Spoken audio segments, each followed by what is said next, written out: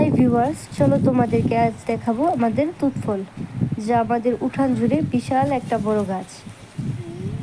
জানি না এই গাছটার নাম কি ঠিক, বাট সবাই বিচ্ছা ফল বলে, বাট কিছুদিন ধরে এটাকে তুত ফল বলে ডাকা হচ্ছে। অনেক অনেক বাচ্চা কাচ্চারা এগুলো আমাদের বাসা থেকে কুড়াতে আসে। তো চলো আজকে আমিও ট্রাই করে দেখি এই ফলগুলো খেতে কেমন।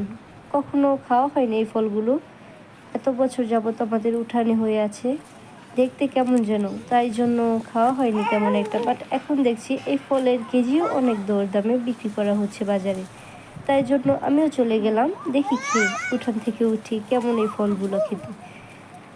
যাওয়ার পর দেখছি মিষ্টি ফলগুলা, বাট কাঁচাগুলো একটু টক টক, যার কারণে ফলগুলা এতটাও ভালো না।